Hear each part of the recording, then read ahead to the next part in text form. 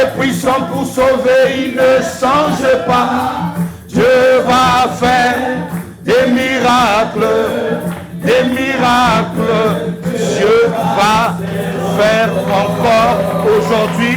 Il fait aujourd'hui, il fera demain, il fera après-demain. Il continue à faire. Est-ce que quelqu'un peut pousser des cris de victoire, des cris de joie, des cris de triomphe en ces lieux? Amen! Amen! Dis avec moi, mon Dieu est vivant. Il fait encore des miracles aujourd'hui. Il en fera encore demain. Et il en fera encore après-demain. Et il en fera toujours. Acclame le roi ici. Acclame le roi ici. Amen, amen, amen, amen. Merci beaucoup, ça fait prendre place dans sa merveilleuse présence. La présence de Dieu est là ce matin. Je peux le ressentir, je peux le palper.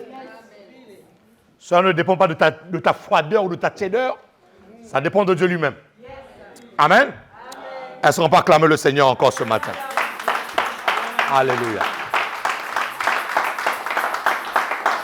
Bénissons les internautes, ceux qui nous suivent au travers de nos différents canaux de communication. En tout cas, que Dieu vous bénisse. Merci de nous faire encore confiance. Parce que le docteur Mas Monroe disait une chose, que là où il n'y a plus de confiance, il n'y a plus de leadership. Là où les hommes ne te font plus confiance, ton leadership est mort. Ouais, c'est fini, tu es bon pour aller au garage. Et c'est pour ça que la confiance, c'est quelque chose qui se mérite. La confiance, c'est quelque chose qui se conserve. Qui me dit amen. Là où il n'y a plus de confiance, il n'y a plus de leadership. Donc, pour ceux qui nous continuent à nous suivre et qui pensaient que nous contribuons à votre avancement, à votre croissance, en tout cas, que Dieu vous bénisse pour votre fidélité sur notre chaîne YouTube. Salut les Nations TV. Pour ceux qui ne le savent pas, vous pouvez aller regarder toutes nos prédications, des prédications qui challenge, qui étirent des mentalités, qui impactent, qui font asseoir l'identité chrétienne. Voilà. Nous sommes mandatés pour cela. Et donc, vous pouvez aller sur notre chaîne. C'est gratuit. Allez-y, faites-vous plaisir. C'est du 100% Jésus. Yes. Voilà. Les prédications qui sont là-dessus, ce n'est pas des prédications où... Non. C'est du 100% Jésus. C'est vraiment Christ. C'est vraiment des messages christocentriques. C'est Christ qui est au centre. Ce n'est pas un homme. Ce n'est pas nos avoirs. Non. C'est vraiment Christ et Christ seul. Donc, allez-y. Parce que franchement, il y a des messages, quand vous écoutez, vous dites, mais qu'est-ce qu'il raconte? Mais qu'est-ce qu'il nous ramène où? Mais il y a des messages aussi, quand tu les écoutes, tu sais que non, là, Dieu est en train de me parler. Voilà, donc vraiment, ce n'est pas de la prétention. Nous savons que la grâce qui est sur nous. Nous savons ce que Dieu a déposé en nous. Donc, allez-y, c'est de 100% Jésus. Allez-y, regardez, nourrissez-vous et Dieu ne manquera pas de vous bénir. Amen. Voilà, et sachez aussi qu'un message reste authentique aussi que ce message est sorti de la bouche du Seigneur. Donc même si le message a fait 10 ans, 15 ans, dès lorsque c'est sorti de la bouche de Dieu, ce message reste authentique et vous pouvez toujours le regarder et ce message aura toujours de l'impact, même si ça a été prêché il y a 15 ans. Amen. Le message ne peut pas être dilué, impossible. Il ne peut pas être dilué. Amen. Amen. Que Dieu vous bénisse abondamment. Alors, dorénavant, le protocole, on avait parlé avec les AP, dorénavant, les chaises de devant là sont exclusivement réservées aux AP. Bon, là, je vois l'intendant qui est là, c'est sa faute. Je pense que ça n'a pas été relayé. Je pense que l'information n'a pas été relayée, je pense. Non, mais c'est vraiment, j'avais dit que les AP. Mais non, tu peux rester là pour l'instant, parce que ça se trouve qu'on est en train de prophétiser sur toi. Intendant, peut-être ça se trouve qu'on est en train de prophétiser sur ta vie. Et donc, pour aujourd'hui, ouais, j'allais dire aux AP, c'est vous qui l'avez établi déjà AP ou je ne sais pas à quel moment c'est passé, parce que dans l'Église, il y a l'ordre et la hiérarchie. L'Église est hiérarchisée. L'Église a l'ordre. Voilà. Donc, pour faire joli, ce qu'on fera, c'est que les prochains cultes, intendant sera juste derrière là, et après le chant, tu te mettras là. Voilà. Comme ça, je vais voir vos 4 visages là en face de moi. Voilà. L'église est, n'est-ce pas? Voilà. L'église, il y a de l'ordre. Donc, quand vous allez dans une église et qu'il n'y a pas d'ordre dans cette église, il faut sortir. Voilà, l'église, il y a l'ordre. Et je disais à John tout à l'heure, il y a des églises, quand tu rentres, tu sais qu'ici, là, il y a l'ordre. Voilà. Il y a des églises aussi, quand tu rentres, tu sais que ici, là, vraiment, il y a le désordre, on peut faire tout et n'importe quoi. Voilà. Mais là où Dieu règne, il y a l'ordre. Voilà. Donc, les premières chaises, là, je vais voir les AP. Et s'il y a des chaises vides, devant, il n'y a pas de souci. C'est que d'autres des AP viendront s'asseoir là-dessus. Amen. Dieu est bon ce matin. Amen. Est-ce que Dieu est bon ce matin? Amen. Est-ce que tu peux sourire un peu à ton voisin de gauche, au voisin de droite? Ça se trouve que ton voisin n'a pas reçu le sourire de toute la semaine. Oui. Ça se trouve que ton voisin n'a pas reçu le sourire et personne ne l'a souri toute la semaine. Donc, souris un peu. Hein? Et en plus, le sourire est gratuit, mon ami. Ce n'est pas payant, c'est gratuit. Voilà. Hein? Et la science a démontré que plus on sourit, ça rajoute le nombre de vies. Voilà. C'est vrai ou c'est faux? Voilà. Oui. Donc, ça a été démontré. Donc, il faut sourire. Donc, même quand une personne vient te voler ton sourire, il faut le fuir.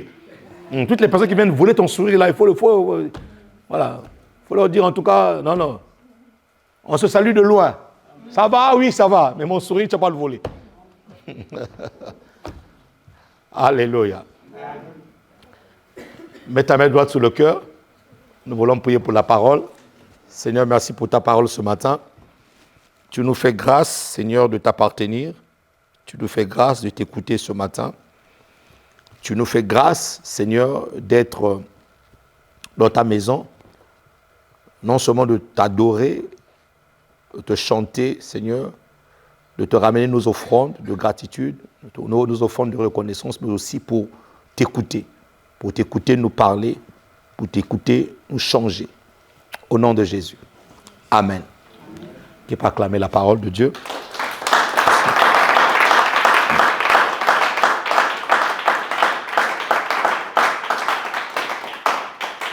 Ce que nous sommes en train d'enseigner actuellement, c'est vraiment des choses qui font partie des fondamentaux de la vie chrétienne.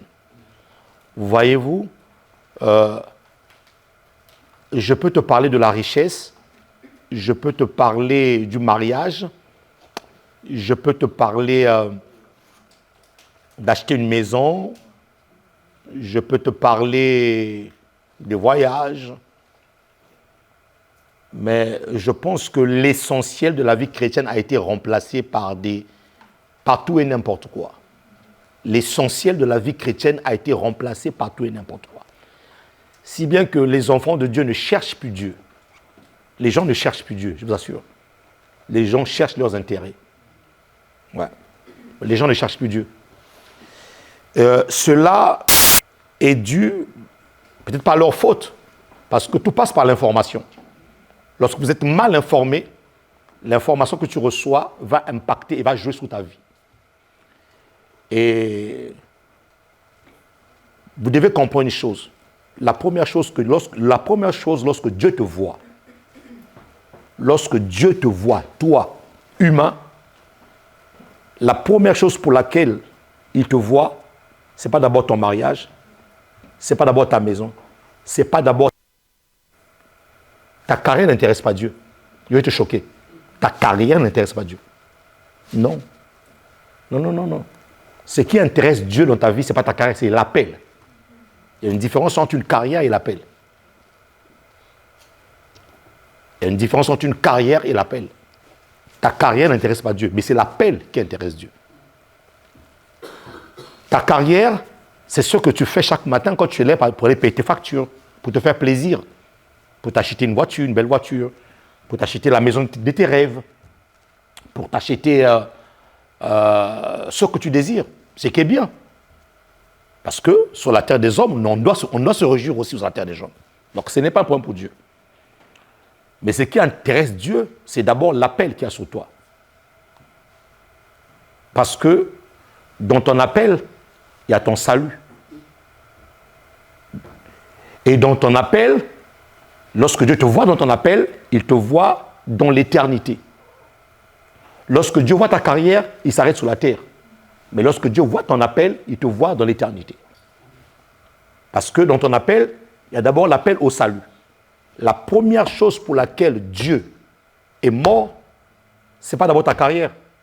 Dieu est mort, a donné sa vie au travers de Jésus-Christ.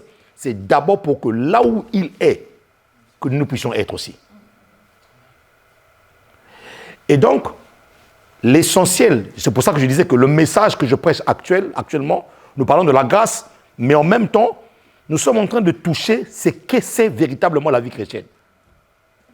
La vie chrétienne ne passe pas d'abord par ce que nous avons. Non. La vie chrétienne passe d'abord par notre salut. La première chose, c'est notre salut d'abord. Et nous comprenons la parole de l'apôtre Paul qui disait que qui peut me séparer de l'amour de Dieu? C'est ni le vent, ni la tempête, ni la pauvreté, ni la richesse, ni tout ce qui est sur la terre. Rien ne me séparera de l'amour de Dieu. Et ça, le problème, c'est que beaucoup de chrétiens ne sont pas dans cette optique-là. De chercher d'abord le cœur de Dieu. D'être d'abord attaché à Dieu avant toute chose. Et si nous n'avons pas pour base la base de notre foi, si la base de notre foi n'est pas l'attachement à Dieu, nous sommes dans le faux. Nous sommes dans le faux.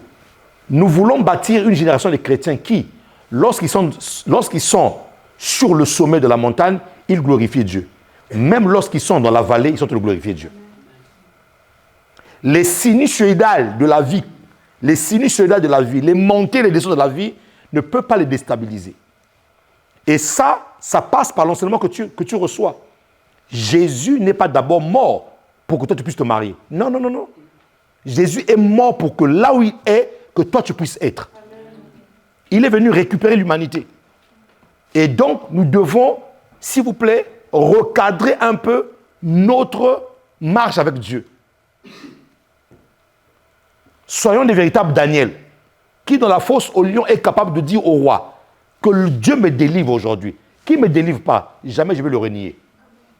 Aujourd'hui, nous avons peu de chrétiens qui peuvent avoir ce langage-là. Que Dieu me donne, qu'il ne me donne pas. Qu'il me délivre aujourd'hui, qu'il ne me délivre pas. L'essentiel pour moi, c'est que mon nom est inscrit dans le livre de vie. Dès l'instant où mon nom... Au fait, j'ai envie, par cette introduction, de replacer ta réjouissance.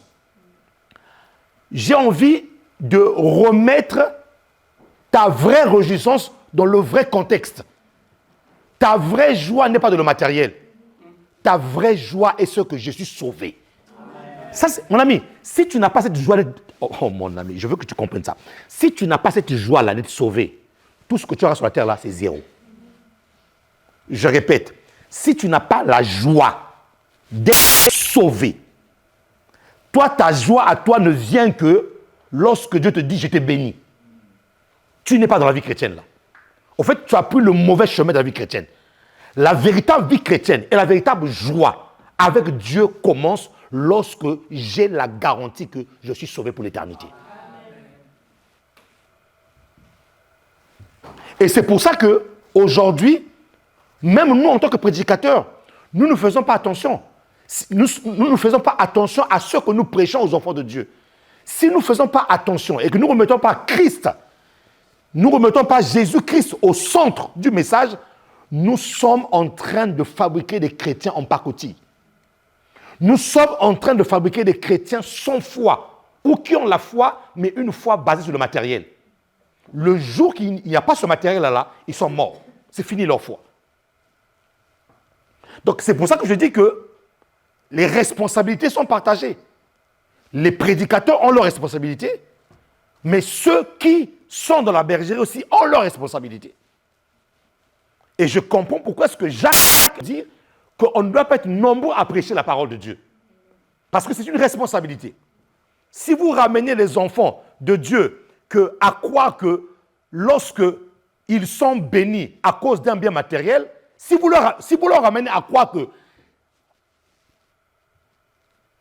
dire bénédiction, c'est dire avoir un bien matériel, on a tout faux. La véritable bénédiction n'est pas le bien matériel. Il y a une différence entre être béni et être riche. Il y en a qui sont riches, mais qui ne sont pas bénis. Oh, je vous dis la vérité. Il y en a qui sont riches, mais ils ne sont pas bénis. Ils sont riches, mais ils pleurent. Ils sont riches, mais ils sont angoissés. Ils sont riches, mais ils ne dorment pas. Ils sont riches, mais ils n'ont pas la paix. Ils sont riches, chaque nuit, il faut que quelqu'un vienne l'étrangler la nuit. Ils sont riches, mais ils ne... C'est pour ça que, mon ami, il y a une différence entre bénédiction et richesse. Le premier signe de la bénédiction de Dieu passe d'abord par la paix qu'il te donne. Si tu n'as pas la paix sur tout ce que tu as reçu de Dieu, c'est que c'est pas lui qui t'a béni. Va chercher une autre personne qui t'a béni. Ce n'est pas Dieu. Et donc, mes amis, dans ce message de la grâce, je veux que nous puissions comprendre une chose. C'est que la première notion de la grâce passe par notre salut. C'est pour ça que Dieu m'a mis à cœur, depuis 2 dimanches, nous sommes en train de parler des éléments qui ont fait que la grâce soit grâce. Pourquoi est-ce qu'aujourd'hui on parle de grâce? Et j'ai parlé pour le moment de la croix. Il n'y a pas de grâce s'il n'y a pas la croix. Mais combien d'enfants de Dieu aujourd'hui comprennent le message de la croix? Les gens cherchent les effets de ce qu'a produit la croix. Mais eux-mêmes ne recherchent pas véritablement la croix.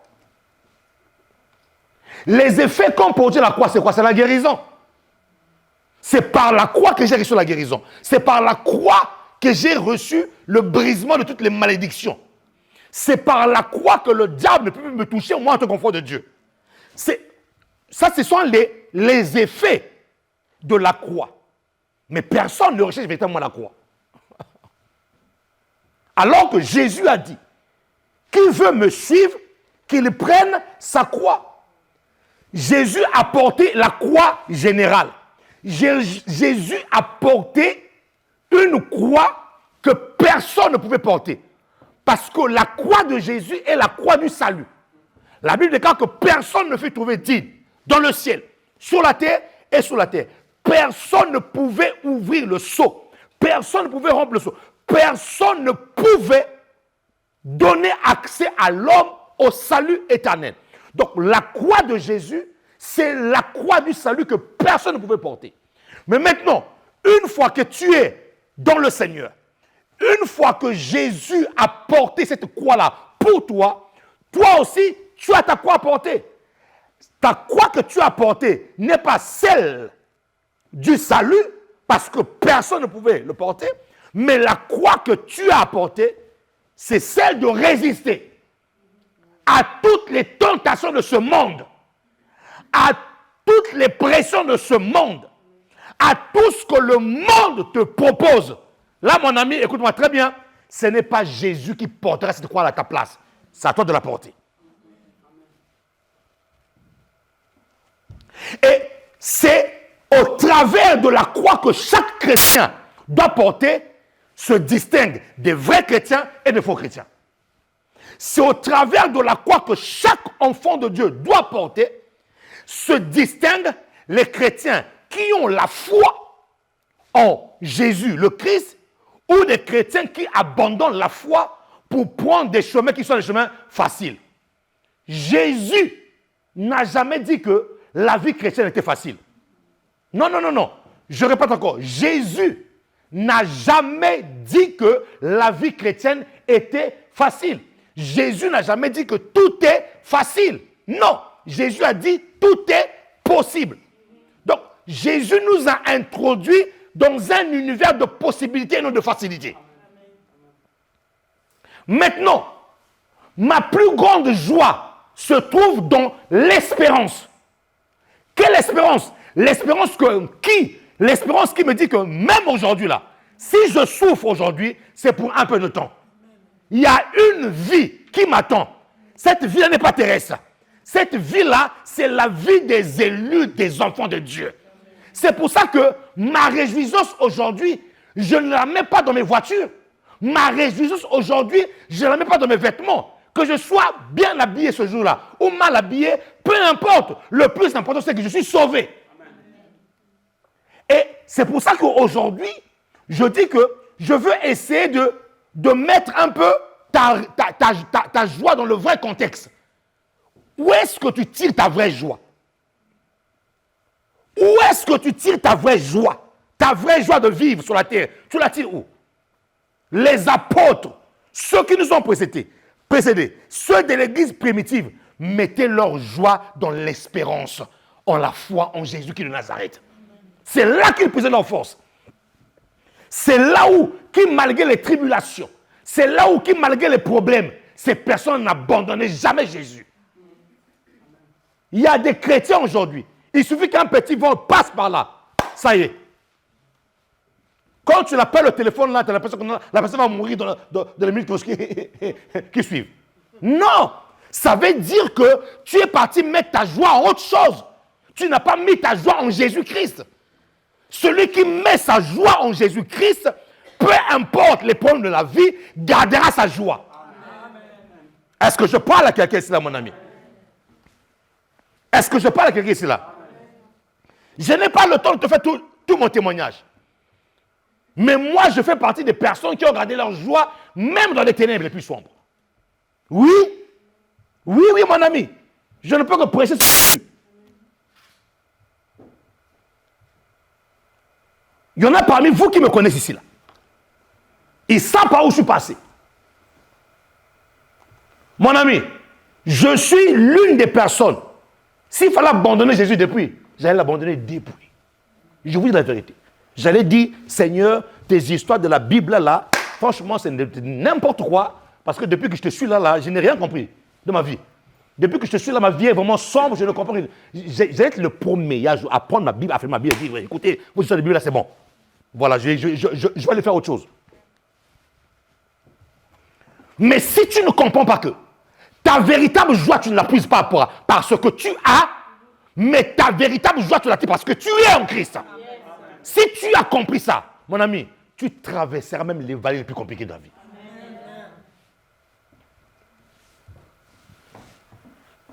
Maintenant, je ne suis pas en train de te dire que être chrétien, c'est être broke. Je ne suis pas en train de te dire que être chrétien, c'est être down.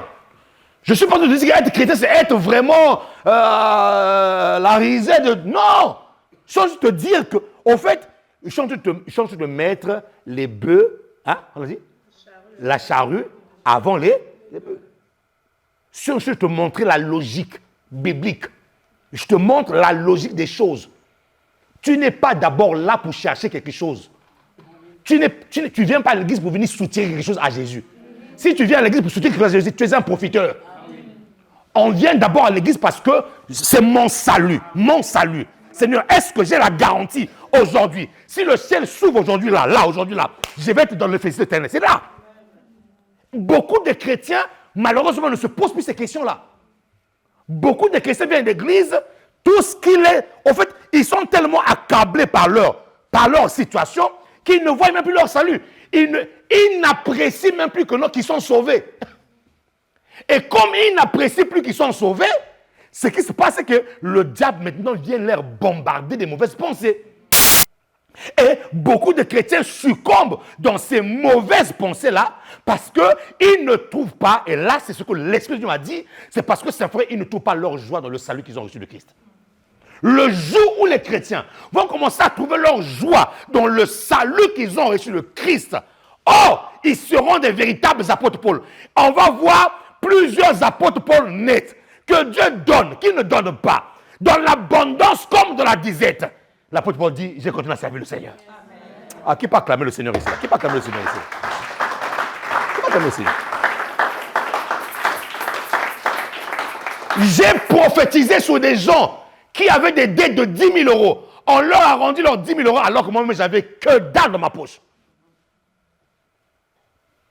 Donc, tu es capable de dire à Dieu, Seigneur, comment est-ce que moi je prophétise? Je vois un frère ici, là. Dieu me montre, tu avais une dette de 10 000 euros. Cette semaine ne passera pas. Tu auras un coup de fil. Et là, en ce moment-là, on va te rembourser tes 10 000 euros. Frère, la semaine n'était pas passée. je reçois un coup de fil. Pasteur, ta prophétie a marché. On vient de me rembourser exactement 10 000 euros. Mais la personne a 10 000 euros, toi-même là, tu n'as même pas une pièce de bronze de ta poche. Donc tu es capable de dire à Dieu, l'histoire de la Bible là, c'est pas pour moi, c'est pour les autres. Mais ma réjouissance, c'est quoi? C'est pas ce que j'ai. Parce que je peux avoir et perdre le salut. À quoi ça sert à un homme de gagner le monde s'il perd son âme? Son âme. Maintenant, c'est quand je suis conscient. C'est quand, à quel moment je commence à réclamer mes droits vers Dieu. C'est lorsque je suis conscient que ma première réjouissance, c'est mon salut d'abord. C'est en ce moment-là que je peux me mettre devant le trône de Dieu et dire, Seigneur, oui, je suis sauvé. Mais quand on dit sauvé là, ce n'est pas seulement mon âme. Il y a aussi la richesse. Il y a aussi la santé. Il y a aussi les ouvertures. Il y a aussi les opportunités. Parce que sauvé vient du grec sozo, S-O-S, S-O-Z-O, sozo, qui veut dire un paquet. Un paquet dans lequel il y a tout. Mais la première chose qui se présente dans ce paquet-là, c'est d'abord le salut de ton âme. Amen. Voilà. La première chose qui se présente dans sozo, ce n'est pas d'abord mariage, ce n'est pas d'abord maison. Non. La première chose qui se présente dans sozo, c'est d'abord, est-ce que tu es sauvé? Est-ce que vous savez que tu peux venir à l'église sans être sauvé? Mais je vous dis la vérité. Venir à l'église ne te garantit pas le salut éternel. Ce qui te garantit la vie éternelle, c'est la vie que tu mènes avec Dieu. C'est ça.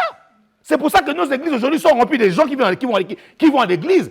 Ce sont des voyageurs des églises, Mais dont le cœur n'a jamais été transformé véritablement. Ce que Dieu cherche, ce n'est pas ta présence d'abord, c'est ta transformation. Amen. Tu sais, tu peux ne pas venir à l'église, mais de là où tu es là, tu es transformé. Donc ce que Dieu cherche d'abord, la communion fraternelle, elle est puissante. Oui, je vous en parlerai. Que lorsque les enfants de Dieu se réunissent comme ça, là, il y a des choses dans ta vie que tu n'auras jamais lorsque tu pries seul. Ça, écoute-moi, je suis un pasteur, je te parle. Il y a des choses dans ta vie que tu n'auras jamais lorsque tu pries seul. Il y a des choses que tu auras que lorsque tu intègres un groupe de personnes qui prient. Maintenant, comme nous sommes en train de mettre la charrue avant les... Hein? Pourquoi je suis en train de confondre ça? Voilà. C'est d'abord la charrue, non? Oui. Après, on met les bœufs. Oui. Voilà. Comme nous sommes en train de mettre la charrue avant les bœufs, donc tu as compris une chose, c'est que, est-ce que quand je viens à l'église, est-ce que j'ai compris le mystère de la croix? Quand je viens à l'église, est-ce que j'ai compris que moi, je suis sauvé? Je suis sauvé. Mon ami, je ne peux pas m'empêcher de le dire parce que c'est quand même des choses qui sont quand même choquantes. Jésus est en train de revenir. Vous êtes sans ignorer savoir qu'aujourd'hui, avec les réseaux sociaux, je pense que vous avez vu ces images-là, où maintenant, on commence à apprendre à nos enfants la sexualité à la maternelle. Donc, disons les choses comme ils sont, la pornographie est rentrée à la maternelle.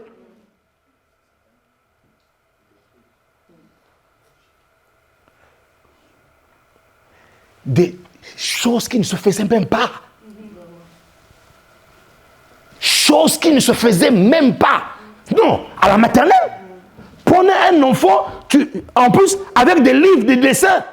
Non. Ça ne se faisait pas. C'est devenu normal. Et sous le livre, sous le bouquet, c'est marqué des choses qui sont devenues normales. Je sais pas, un titre comme ça là. Des choses, non.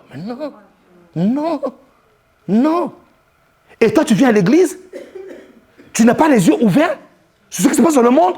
Tu n'es pas en train de comprendre que non, la fin est proche. Mais tu viens à l'église. Tu viens à l'église, ça là, tu vois ça là. Ça même pas, ça peut pas. Tu n'as pas ce qu'on appelle une jauge interne qui te dit que non, là, il y a un ça va pas.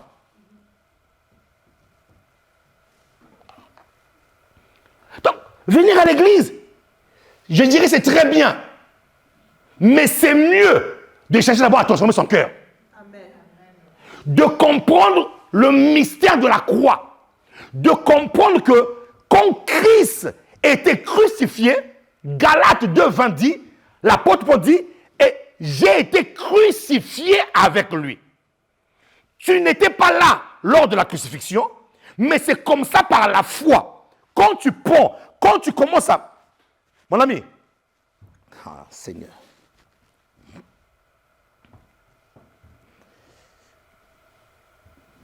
Si tu vois ce poteau, regardez la foi, regardez la foi, regardez la foi. Tu vois ce poteau. Est-ce que tu sais que par ta foi, tu peux faire bouger ce poteau-là? C'est pour ça que, dans d'autres traditions, il y en a qui ont fait des arbres leur Dieu. Il y en a qui ont fait des trucs leur Dieu. Et ils ont foi en ça. Donc, c'est la foi qui fait toute la différence. Quand on dit que j'ai été crucifié avec Christ, je n'étais pas là. Mais par la foi, je crois que lorsque Christ a été mis à la croix, j'étais avec lui à la croix. Et l'apôtre Paul dit ceci. J'ai été. Alors que l'apôtre Paul a croisé Jésus-Christ sur la route de Damas, acte 9. C'est sur la route de Damas qu'il a croisé Christ. Il n'a jamais été à la croix. Mais comment il peut dire que j'ai été crucifié avec lui? Et c'est là où nous prenons la portion des Écritures qui dit que la foi est capable d'appeler les choses qui n'existaient pas comme si elles existaient. Donc, je crois que moi aussi j'étais à la croix et que ma malédiction a été crucifiée et que la maladie que je porte a été crucifiée. Quand Christ est mort, je suis mort aussi avec lui. C'est par la foi. Qui peut acclamer le Seigneur ici? Mon ami, c'est par la foi. En fait, la foi rend vivantes les Écritures. Si tu n'as pas la foi, les Écritures que tu lis là, mon ami, c'est comme si tu te lire un roman photo, un roman policier, les SAS. Qui connaît les SAS ici là? Ah, c'était des vieux romans ou des policiers qu'on lisait à l'époque. J'avais un cousin qui était adepte de ça. Il avait des piles de SAS comme ça. Ouais. Ah ouais. Bon, il faut être vraiment de l'époque de Pasteur Savoyer, hein, à notre époque. À votre époque, je ne sais pas ce que vous lisez. Mais nous, à notre époque, on lisait ça. Donc, là où il n'y a pas la foi, tu peux lire la Bible. Si tu ne lis pas la Bible dans la foi, tu ne vas rien saisir comme révélation. Tu vas lire la Bible comme un roman. Et quand on te dit que Jésus-Christ a été crucifié, que toi tu as été crucifié avec lui, tu risques de prendre ça comme étant un conte de fait. C'est la foi qui révèle les choses. En fait, c'est la foi qui révèle véritablement la substance que Dieu a faite pour nous. C'est la foi.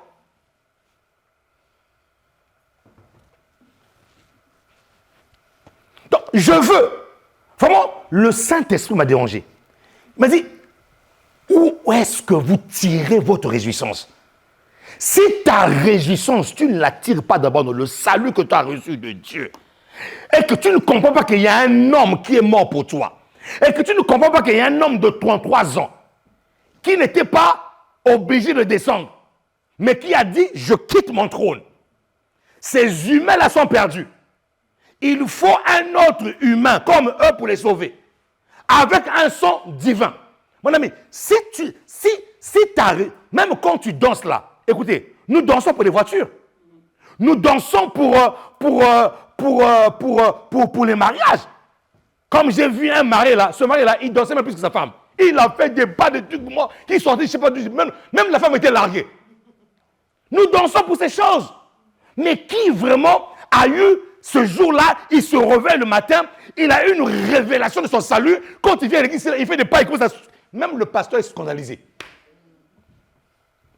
Qui a déjà fait ça? Qui a déjà fait ça? Personne. Parce que le Saint-Esprit me disait que nous avons placé notre réjouissance sur autre chose que le salut en Jésus-Christ. Mon ami, je veux insister sur ça. Nous avons placé notre joie en autre chose. Notre joie n'est plus la joie d'être sauvé. Non. Notre joie devient la joie. Il faut. S'il n'y a pas ça, il n'y a pas de joie. La première joie que tu dois avoir, c'est que tu es enfant de Dieu et tu es sauvé.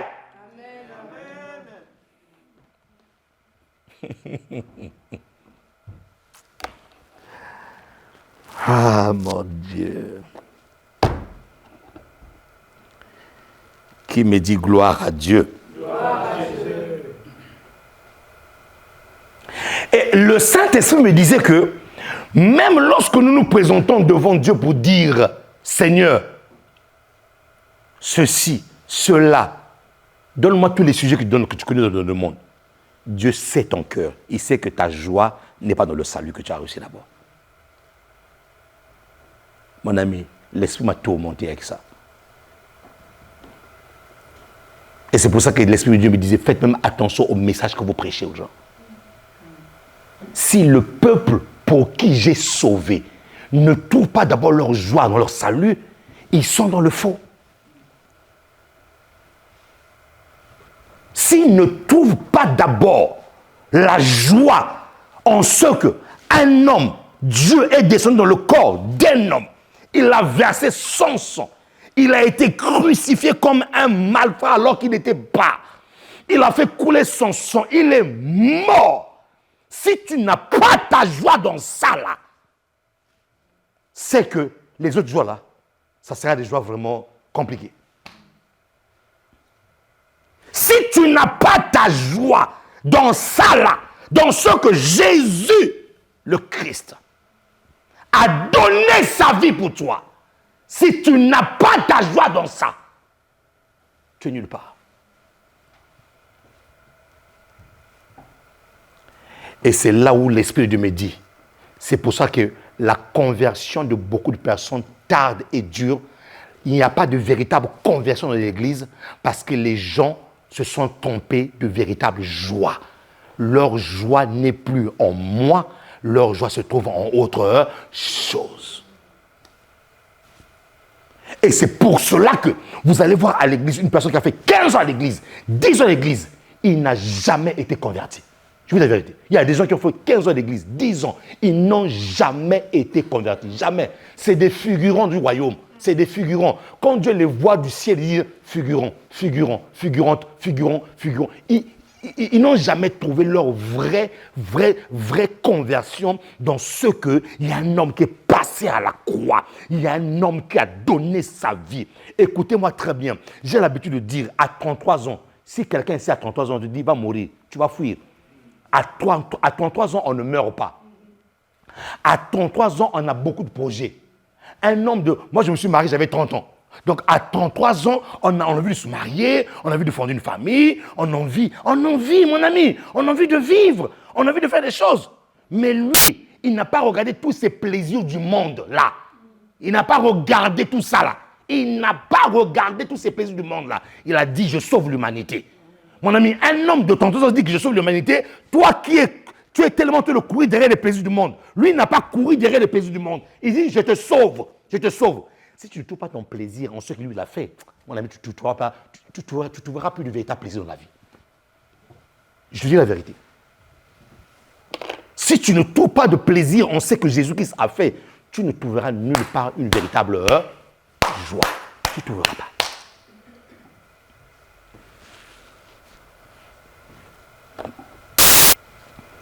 C'est pour ça que ce matin, avant d'aller plus loin, l'Esprit de Dieu m'a dit, remettez votre joie dans le vrai contexte. Remets ta joie dans le vrai contexte. Parce que là où tu mets ta joie là, c'est pas ça. Là où tu tires ta joie, selon moi, Dieu, c'est pas ça. Ils se réjouissaient d'être dans le Seigneur. Ils se réjouissaient d'être enfants de Dieu. Même dans leur tribulation, ils ne sentaient plus la tribulation parce que leur joie était dans le Seigneur. Même Étienne, pendant qu'on le lapidait, lorsqu'il a vu Jésus, il ne ressentait même plus la douleur. Sa joie était de voir son maître. Sa joie était de voir Jésus. C'est sa joie. Aujourd'hui, en fait, et je comprends pourquoi est-ce que même on a du mal à évangéliser ces temps-ci là. Pourquoi?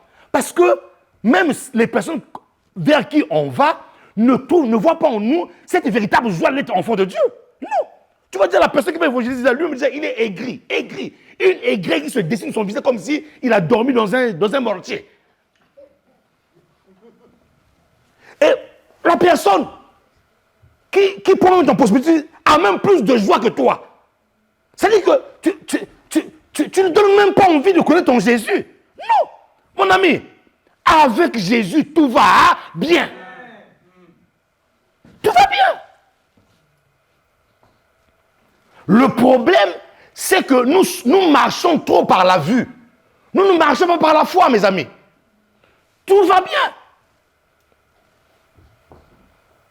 Regarde un peu le visage de ton voisin. Dis au voisin, est-ce que avec ton visage là, est-ce que quelqu'un peut venir à l'église avec ton visage là?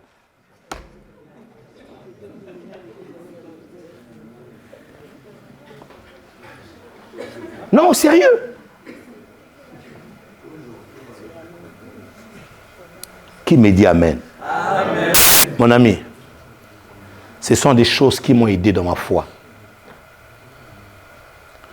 C'est l'une des choses qui m'a aidé dans la foi. Quand je me suis retrouvé seul, sans famille ici en France, on m'a mis dehors avec mes bagages, alors que j'avais un diplôme à préparer. J'ai pris mes affaires en plein hiver. J'ai dormi dans un photomaton debout comme ça, là, alors que j'avais examen dehors. Frère, où est-ce que tu mets ta joie? En quoi est-ce que tu vas puiser ta joie? En quoi? En quoi? Et on t'appelle du Congo. On te dit, fils, tu as eu ton diplôme. Pourquoi tu galères là-bas? Entre ici. J'ai trouvé un poste Elf Congo. Mon ami, le diamant noir, le pétrole. On te dit là, viens gérer le pétrole. Je vais trouver un poste ici à Elf Congo. Je vais te pistonner là-bas. Là, tu vas être là-bas. Tu vas gérer le diamant. Dieu te dit, petit, tu vas rester ici. Ça aurait été toi là. Le premier vol d'Air France là. Tu prenais ça là. Elf Congo. Je te dis la vérité. Je vous dis la vérité. Je ne vous prêche pas les choses que j'ai ramassées, mon ami. Où est-ce que tu mets ta... Où est-ce que tu puisses ta joie? Ta joie. Ta joie. Si tu ne puisses pas ta joie en Jésus-Christ, mon ami, tu vas souffrir. Tu vas beaucoup souffrir. Quand les cultes finissaient, après avoir fait le service, tu as fini de prier pour tout le monde. Et ça ne suffit pas. Des témoignages. Pasteur, ce que tu avais fait pour moi est arrivé. Ah, pasteur, j'ai eu mon enfant. Ah, pasteur, ceci. Mais toi-même, et toi, jusqu'au jour, à un moment donné, j'ai prié à Dieu. J'ai dit, Seigneur, il y a l'injustice. Non. Frère, je suis parti jeûner. Il y a l'injustice. Mais c'est une honte pour moi. Je prie pour les autres. Les autres ont. Et moi-même, je n'ai rien. Je me suis lamenté. J'ai fait les lamentations des Symphoriens. Pas les lamentations de Jérémie. C'est Jérémie, lui aussi, s'est lamenté. J'ai fait les lamentations des Symphoriens. Ce n'est pas dans la Bible, mais j'ai quand même incrusté ça, la lamentation des Symphoriens. Jusqu'à ce que j'ai entendu une voix, mon guirlandais, me dit, tais-toi. Oh, moi, je croyais que Dieu allait voir compassion de moi. Il m'a dit, tais-toi. Mon ami, je te parle. Je croyais que Dieu allait avoir compassion. Il m'a dit, tais-toi. Comme ça, comme je te parle là, tais-toi. Si tu pries pour les autres et que les autres ont, c'est que toi, tu l'as. Tu ne peux pas donner à quelqu'un quelque chose que tu n'as pas. Mais tu es mon serviteur. Il faut que je te taille. Il faut que je te brise. Il faut que tu saches tirer ta joie d'abord en moi, le Seigneur. Pas d'abord à ce que je t'ai donné.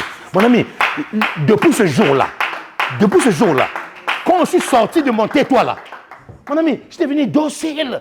Ça dit que tu as, que Dieu te bénisse. Mon ami, j'étais devenu docile. Parce que j'avais compris qu'au fait, Dieu ne forme jamais des spécialistes dans l'œuvre. Dieu forme jamais des généralistes. Il forme des spécialistes. Donc Dieu voulait faire de moi un spécialiste dans ce domaine. Et que mon parcours n'est pas le parcours de l'autre. Et que ma joie véritable, ce n'est pas dans ce que j'ai. Ma joie véritable, c'est dans ce que je suis. Je suis enfant de Dieu. Et si j'ai un père, le père que je prie, lui qui a dit, vous qui savez donner des bonnes choses à vos enfants, à combien plus forte raison votre Père Céleste donnera-t-il le Saint-Esprit à ceux qui le lui demandent? Donc, quand tu comprends ça, mon ami, quand tu comprends ça, le sort de ta joie change. C'est-à-dire que celui qui vient d'arriver là, à peine là à l'église, se marie, et que toi tu es un cocoba, tu cherches le mariage depuis 1800, tu cherches ça là. Mais celui qui vient d'arriver là en 2023, il se marie. Toi qui as fait 1800, mon ami, tu seras dans la joie parce que ta joie n'est pas d'abord ça. Ta joie d'abord, je suis sauvé, je suis enfant de Dieu. Ah, qui peut acclamer le Seigneur ici là?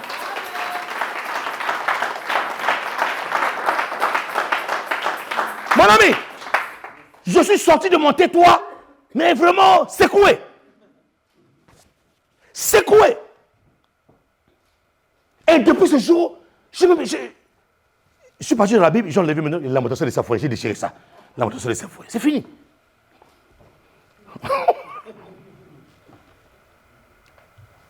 En quoi est-ce que tu trouves ta joie? Où est-ce que tu vas puiser ta joie, mon ami? Si Christ n'est pas le centre de ta vie, si Christ n'est pas le centre de ta joie, la joie que tu as là, c'est zéro. C'est zéro. C'est zéro.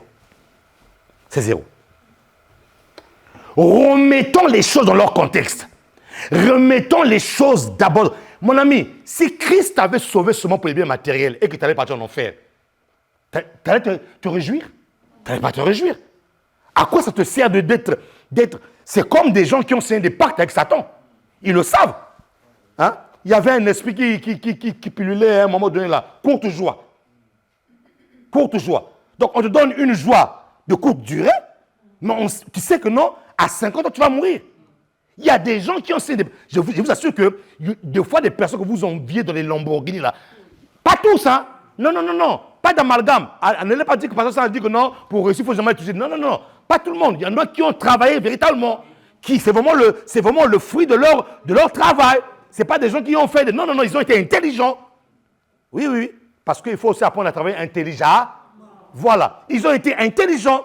Donc, c'est vraiment leur travail qui parle. Ce n'est pas non, des micmacs qu'ils ont fait à gauche. Non, non, non. C'est vraiment leur travail. Mais je vous assure qu'il y a certaines personnes que vous enviez là, leur richesse, mon ami, vient des troubles. Des troubles, des véritables troubles. Des véritables troubles. C'est des personnes qui ne dorment pas. Et si Dieu t'avait sauvé d'abord pour ça, tu as échoué. Et même, je voulais dire, Dieu a échoué. Parce que dans le jardin d'Éden, il était d'abord question d'abord de Dieu et d'Adam. Il n'était pas d'abord question de prendre soin du jardin. Non, non, non, non. Cultiver le jardin est venu après. Mettons la charrue avant les haies. Voilà. Cultiver le jardin est venu après. Mais lorsque Dieu descendait dans le jardin, c'était pour avoir une relation d'abord avec Adam. Et qu'est-ce qui a fait fuir Dieu dans le jardin? C'était le péché de l'homme. Donc nous comprenons que Dieu ne t'a pas d'abord sauvé pour ce qu'il va te donner. Non. C'est pour ça que Jésus a dit, vous me suivez pour du pain. Vous ne me suivez pas parce que je sauve. Non, vous me suivez parce que j'ai multiplié le pain. Il y a beaucoup de personnes qui suivent Jésus à cause du pain qu'il multiplie. Et si c'est de là que tu tires ta joie, tu as tout faux. Le jour où il n'y a plus de miracles, le jour où il n'y a plus de miracles, mon ami, le jour où il n'y a plus de guérison, le jour où il n'y a plus d'opportunités, il n'y a plus rien, est-ce que tu viens toujours à l'église? C'est la bonne question. Le jour où Dieu dit, bon, plus de IGD, plus de guérison, plus ces choses. Parce que le miracle ne sauve pas. Amen. Mais le miracle peut stimuler ta foi pour le salut. Amen. Mais le miracle ne sauve pas.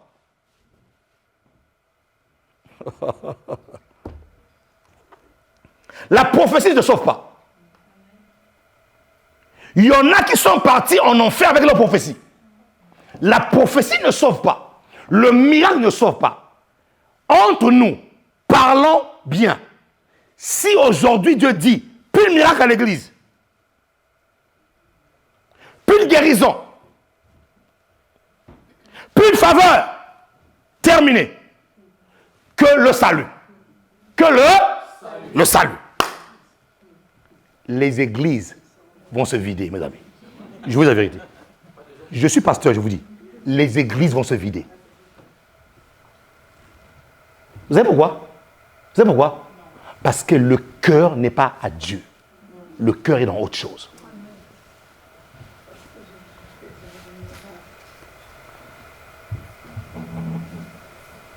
Est-ce que vous savez qu'il y a des gens qui se donnent rendez-vous à l'église pour venir se draguer à l'église?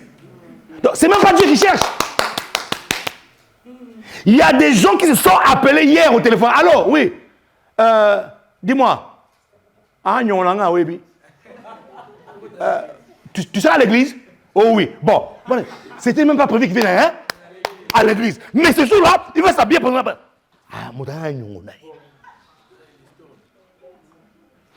ça veut dire que quand le pasteur dit la croix, lui il entend argent. Le pasteur dit la croix, lui entend nyongo. Le pasteur dit repentez-vous, lui dit dépêche-toi, moi je vais récupérer moi.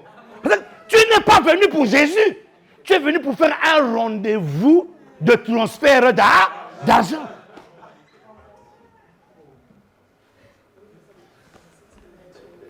Et une église comme ça, vous allez les voir sortir à l'église, tous. Et les gens vont dire, l'église là, il y a du monde, hein. Il y a du monde, hein. Mais il y a du monde, ils sont comment, ces gens-là? Ils sont comment? Est-ce que c'est des cœurs transformés qui sont là?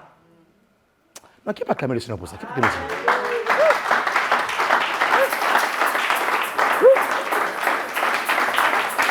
Mon ami, écoute-moi très bien. Dieu ne te veut pas pauvre. Si Dieu te veut pauvre, ce n'est pas un Dieu ça.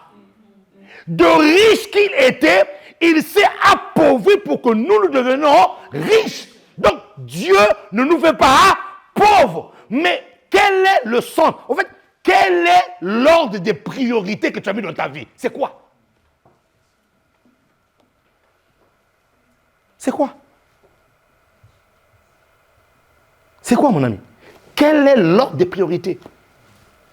Où est Jésus? Jésus ne doit pas être dans un coin de ton cœur. Jésus doit être au centre de ton cœur. Si tu as pris Jésus et que tu as mis Jésus dans les périphéries de ton cœur, il n'est pas à sa place.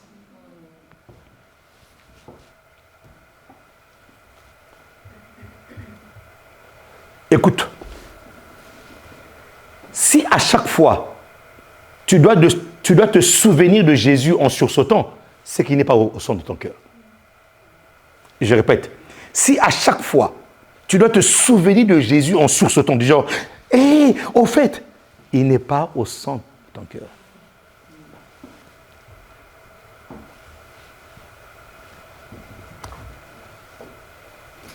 Tu veux une femme dans ta vie.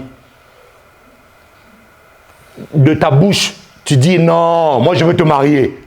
Tu es la femme de ma vie. Vous voyez tous les baratins que les hommes donnent là. Après, à chaque fois, ta bouche dit des choses, mais dans ton comportement, tu fais autre chose. Mon ami, je suis pas au centre de ton cœur. Je vous dis la vérité, il y a des attitudes devant Dieu. Dieu sait que non, ce que tu dis et ce que tu fais, je ne suis pas au centre. C'est pour ça que je dis, si à chaque fois tu dois sursauter pour Jésus, au fait j'allais faire ça pour Dieu, non, il n'est pas au centre. Quand quelque chose est au centre, mon ami, il contrôle tous les périphéries. Amen. Quand il est au centre, il contrôle tout.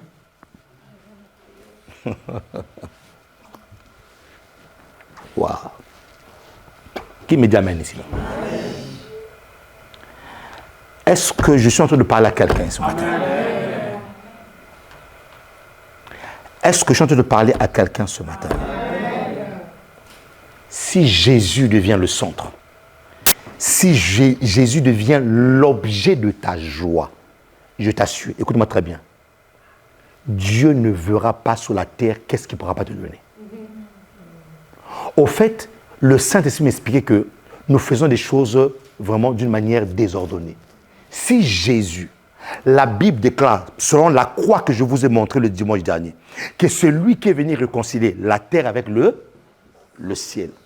Il a réconcilié l'humanité, donc les hommes entre eux. Il a réconcilié les hommes avec Dieu et les hommes entre eux. Non seulement il a fait ça, mais il a réconcilié aussi tout ce que l'homme avait perdu comme bien. Donc il a réconcilié. C'est pour ça que la terre ne pouvait plus obéir au ciel. Et j'ai dit quoi la dernière fois? Que tous ceux qui sont de la gauche vers la droite passent tous par le... Ah mon ami. Ceux qui sont en bas et qui vont en haut passent par où? Et j'ai dit une chose à la fin en disant que il n'y a pas de grâce sans le cœur de Dieu. Ramène un moment, mon truc, s'il te plaît. Rapidement. Rapidement, s'il te plaît.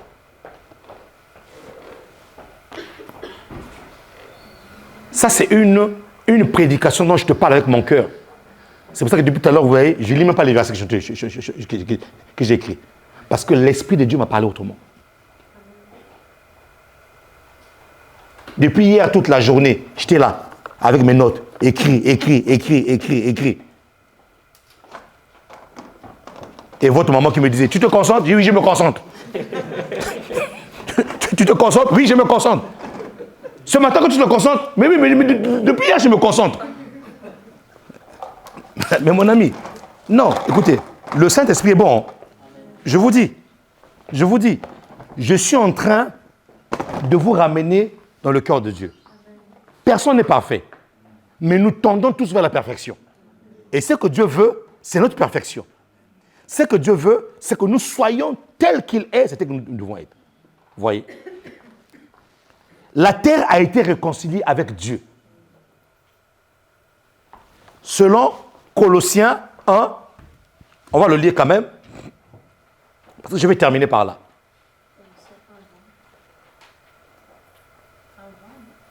Merci. Il a voulu, par lui, réconcilier. Pourquoi on parle de réconciliation? Ça veut dire qu'il n'avait plus de paix. Il n'avait plus de paix. Et je vous assure que lorsqu'il n'y a pas la paix, même dans une maison, c'est compliqué. C'est compliqué. C'est compliqué. Lorsqu'il n'y a pas la paix dans une famille, c'est difficile. Lorsqu'il n'y a pas la paix entre un mari et sa femme, une femme et son mari, mon ami, c'est compliqué. C'est compliqué. Soyez comme nous. Prenez notre exemple. Ma femme et moi, souvent, on se dit, franchement, il y a beaucoup à faire. Oui, on se dit comme ça, franchement, il y a beaucoup à faire. Pourquoi est-ce qu'on va passer le temps à nous embrouiller franchement, le temps qu'on passe à nous embrouiller là, on doit le maximiser pour faire autre chose. Et quand tu n'as pas la paix dans une maison, je vous assure, c'est compliqué, c'est compliqué. Vous qui voulez vous marier là, j'ouvre une parenthèse. Cherchez des femmes de paix, des hommes de paix. Et ce n'est pas écrit sur le front. Certes, mais tu peux le détecter. Il y a des signes qui ne trompent pas.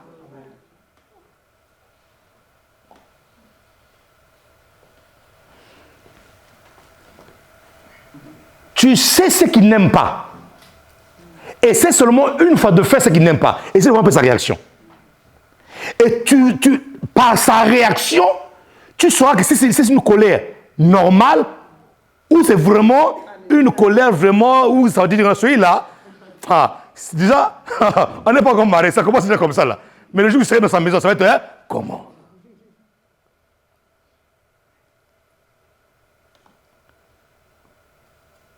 Ça va? Et quelqu'un te dit, hé Seigneur, Kolosuga.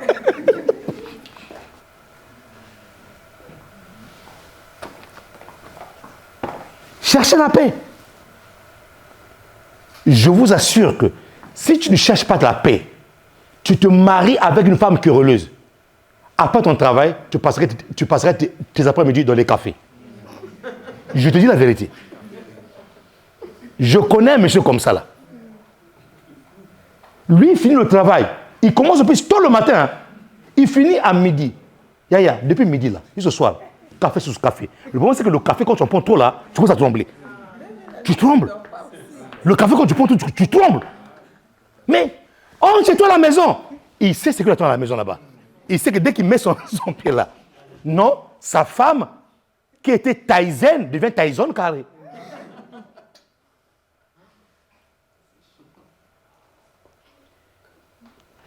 Bon. Je prends ces exemples-là pour vous montrer le conflit qu'il y avait entre le ciel et la terre. Franchement, parce que la terre, pour qu'elle puisse produire, donner ce qu'elle devait donner, devait recevoir l'influence du ciel. Mais le ciel était fermé parce que le ciel, il n'y avait plus de paix. Donc Jésus a ramené la paix, la réconciliation. Et cette réconciliation-là n'est pas venue parce que nous, on était bons. Non, non, non. Cette réconciliation est venue à cause du sang de Jésus. Et cet exemple biblique nous montre que là où il n'y a pas de paix, il n'y a pas de productivité. Un couple qui n'est pas en paix avec lui-même ne pourra jamais produire. Vous avez ouvert une porte aux démons de massacrer vos projets. Un couple qui n'est pas en paix, tu ne pourras pas avancer. Même l'homme, vous savez, l'homme de nature, c'est un guerrier. Lorsque l'homme sort, c'est pour sa famille. Lorsque l'homme sort, il doit chercher. Mon ami, moi, des moments où au travail, tu sens que tu es fatigué. Mais quand tu penses à ta femme et tes enfants, tu sens comme s'il y a une force. Là même, ta respiration change. Tu commences à respirer comme un cheval qui est prêt à courir. Voilà, il faut blaguer avec ça. La famille, c'est sacré. Oui, la famille, c'est sacré. Tu es fatigué. Mais quand tu penses à ta famille, quand tu penses qu'il faut que je laisse un avenir à mes enfants, quand tu penses que dirait de mes enfants le jour où je vais mourir, quand tu penses à ça, est-ce que mon corps là, on va le gifler ou bien on va bénir ma vie? Quand tu penses à ça, mon ami, même ta respiration change. C'est-à-dire que tu commences à respirer comme un cheval qui est prêt à courir 100 mètres, 200 mètres.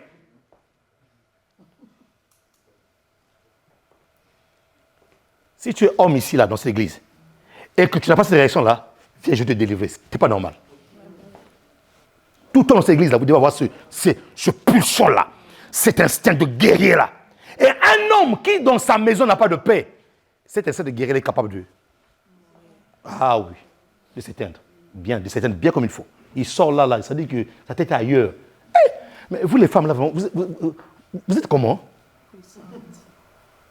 Sa tête est ailleurs. Sa tête est... Le guerrier, le gars que vous voyez guerrier là, parce qu'il n'y a pas la paix dans sa main. C'est fini. Il n'y a plus de productivité. J'en ai connu plein comme ça dans mon travail. Divorce, pour avec sa femme. Quand vous le voyez au travail, il est là. En fait, il est avec vous, mais il est à... Même sa productivité a pris un choc. Donc, il n'y avait pas de paix entre Dieu et la terre. Donc, plus de productivité. Jésus est venu faire quoi? Réconcilier. Et cette réconciliation-là, de la terre vers Dieu, des hommes entre eux, est passée par le cœur de... Dis-moi le cœur de Dieu. Dis-moi le cœur de Dieu. Dis encore le cœur de Dieu. Dis encore le cœur de Dieu. Nous ne pouvons pas parler de la grâce s'il n'y a pas le cœur de Dieu. Et tu ne peux pas te réjouir dans la grâce si tu n'as pas tiré ta joie, ta véritable joie, dans le cœur de Dieu. Tous devaient passer par le centre. Tous. Il n'y en a pas un qui a fait ça, là, qui est venu là, dit non.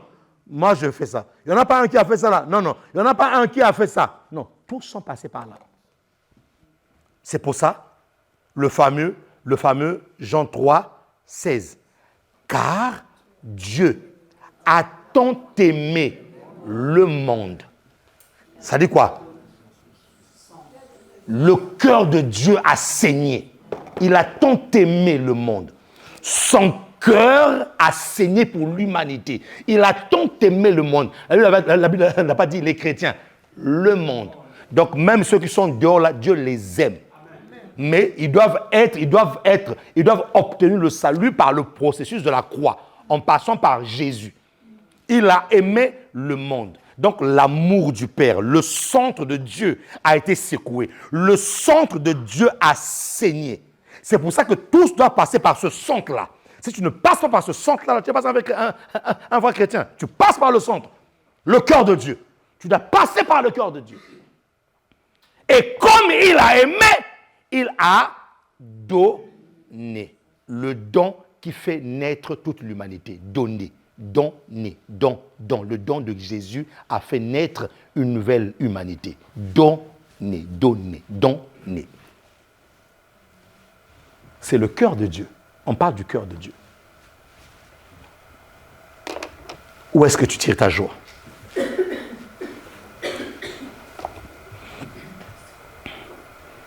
L'Esprit nous dit ce matin, tu tires ta joie. Où est-ce que tu tires ta joie?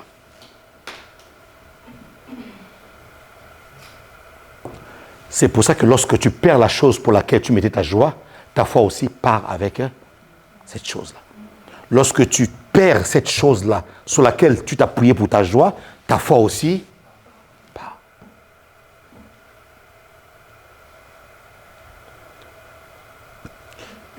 Qui me séparera de l'amour de Jésus-Christ? Qui connaît cette chanson? Ni limite, ni tribulation, ni alliance. Oh yes, ça c'est chanson. Rien ne me séparera. Est-ce qu'on peut se lever tous ensemble? L'amour. Chante ce son-là, s'il te plaît. Chante. Qui me séparera de l'amour de... Même si tu peux chanter, chante. Même si tu peux chanter seul, chanter seul. Oh, garde tes mains levées là où tu es. Ni tribulation, ni homme, ni ange, ni domination. Qui pourra me séparer de ton amour? Rien ne me séparera de mon Sauveur. Qui me séparera de l'amour de Jésus-Christ? Oh yes. Ni nudité, ni nudité, ni tribulation, ni les tribulations, ni homme, ni ange, ni domination. Rien ne me séparera de mon Sauveur. Quelqu'un commence à élever sa voix pour dire, Seigneur, je vais tirer ma joie en toi. Je vais tirer ma joie en toi. Tous ensemble. Mon ami, fais cette prière-là. Fais cette prière-là avec conviction. Et si tu avais tiré ta joie en quelque chose d'autre, demande à Dieu pardon. Demande à Dieu pardon. Dis, Seigneur, maintenant, à dater d'aujourd'hui, je vais tirer ma joie en toi d'abord. Je vais tirer ma joie dans le salut en Jésus-Christ. Je suis sauvé, c'est la première joie que je dois avoir, Seigneur. Même si pour l'instant, je n'ai pas ce que je veux, mais déjà, je suis heureux, je suis dans la joie, je suis dans l'abondance de voir et de savoir que je suis sauvé, je suis enfant de Dieu. Alors Seigneur, je veux tirer ma joie en toi. Je veux tirer ma joie en ce que je suis sauvé. Je veux tirer ma joie en ce que je suis enfant de Dieu. Je veux tirer ma joie, Seigneur, en ce que tu m'as mis à part. Tu m'as pointé du doigt. Tu as fait de moi enfant de Dieu. Alors que j'étais perdu, Seigneur. Alors que j'étais perdu, tu n'as pas regardé mes fautes. Tu n'as pas regardé, Seigneur. Tu n'as pas regardé, Seigneur, la malédiction qui était sur moi. Tu n'as pas regardé mon impudicité. Tu n'as pas regardé mes vols. Tu n'as pas regardé mon escroquerie. Mais Seigneur, tu es venu. Tu m'as pris tel que j'étais et tu m'as sauvé. Ma première joie, Seigneur, c'est d'abord en toi. Ma première joie, oh Seigneur, c'est d'abord en toi. Ma première joie, oh Seigneur, c'est d'abord en toi. Ma première joie, oh Seigneur, c'est d'abord en toi. Ma première joie, Seigneur, je la tire en toi, en ce que je suis sauvé. Commence à prier le Seigneur. Commence à dire à Dieu, Père, je te demande pardon. Si j'avais tiré ma joie en autre chose, j'avais tiré ma joie par ce que tu me donnais. Seigneur, je te demande pardon. Si j'avais tiré ma joie, Seigneur, en ce que tu m'avais béni dans tel ou tel domaine, mais en oubliant que ma véritable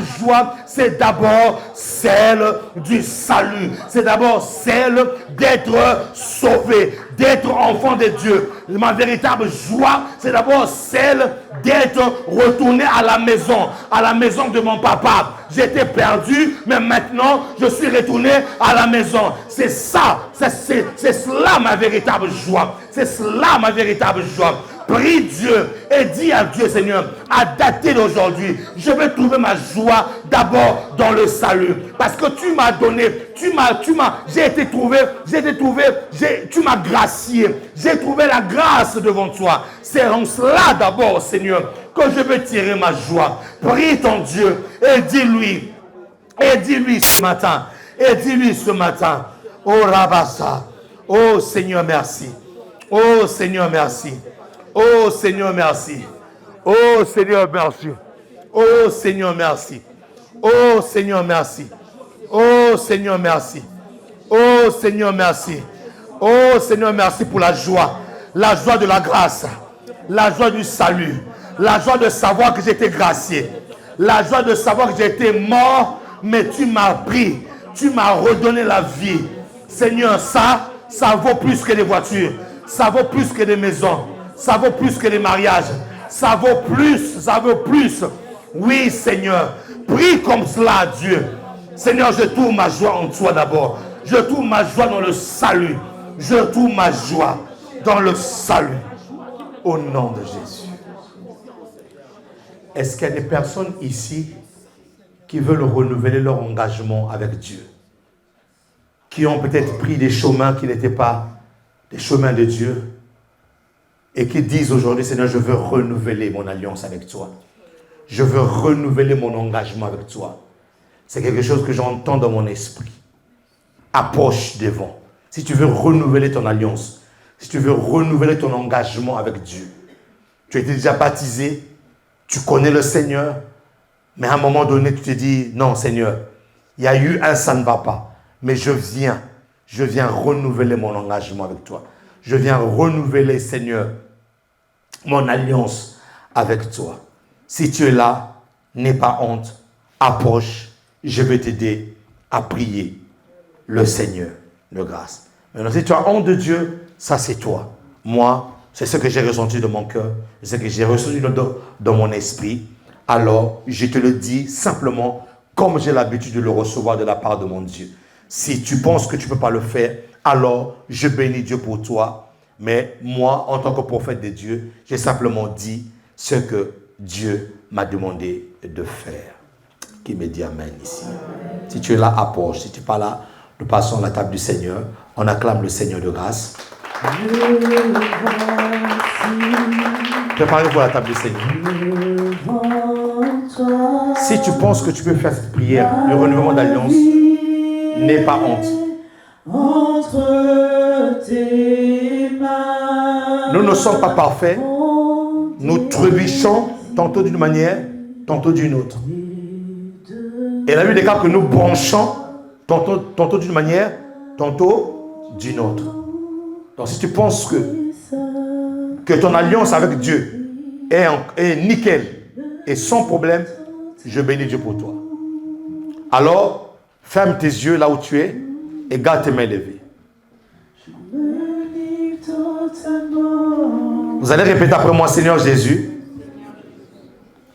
Surtout pour ceux qui sont devant, nous accompagnons ceux qui sont devant. Seigneur Jésus, je te dis merci pour ta parole. En ce jour, je viens à toi. Seigneur, je te demande pardon. Toutes les fois que j'ai brisé mon alliance avec toi.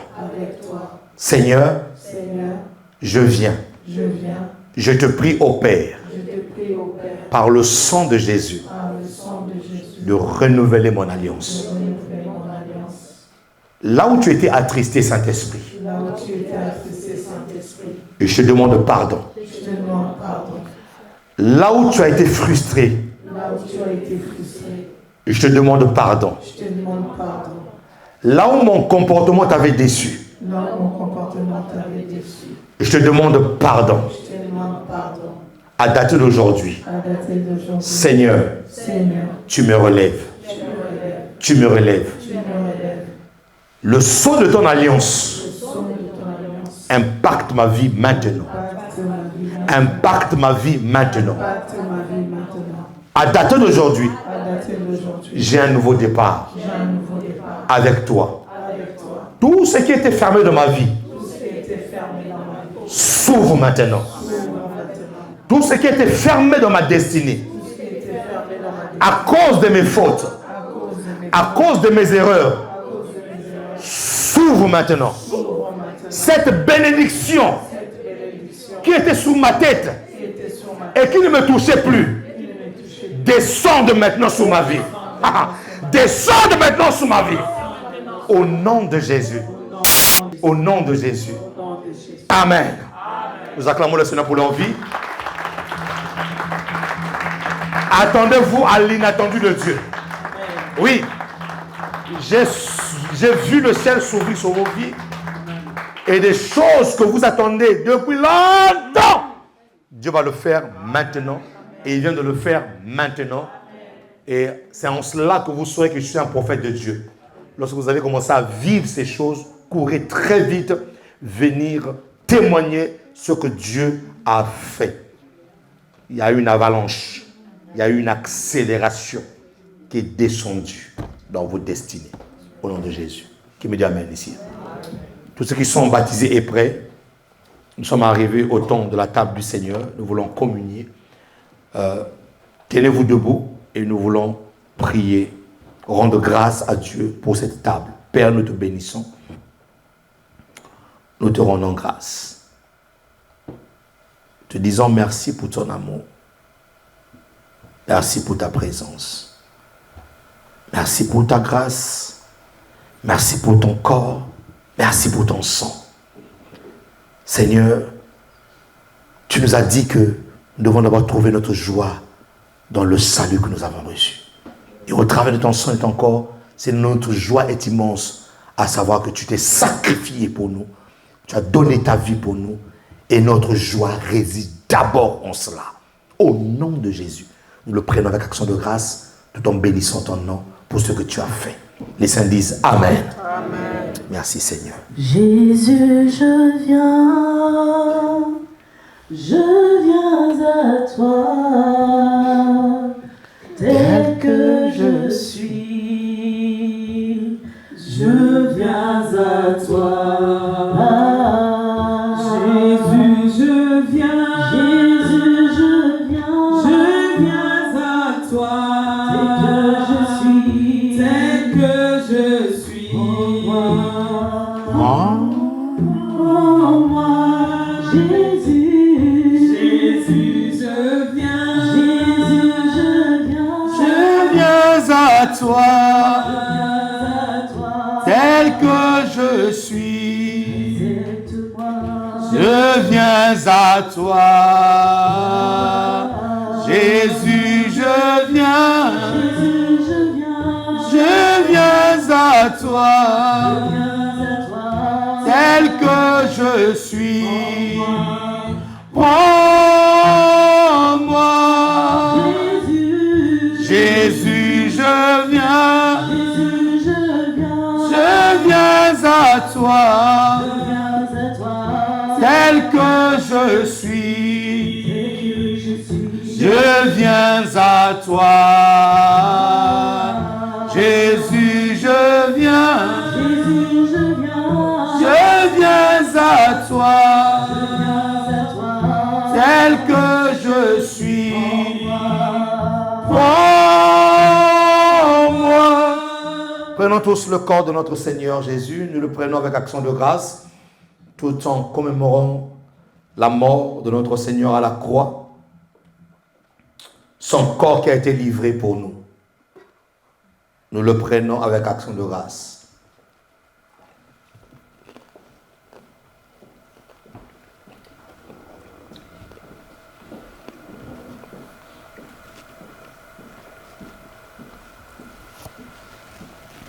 Prenons tous ensemble la coupe de son sang qui a coulé pour nous, pour la rémission de nos péchés, tout en nous souvenant que le sang de Christ nous a donné une nouvelle humanité et que le sang de la condamnation qui pesait sur ma vie a été complètement neutralisé et que maintenant, à dater d'aujourd'hui, tu as un nouveau sang, le sang de la nouvelle alliance qui t'accorde la prospérité, qui t'accorde de vivre en bonne santé, qui t'accorde d'avancer, qui t'accorde de vivre et de faire des exploits avec Dieu.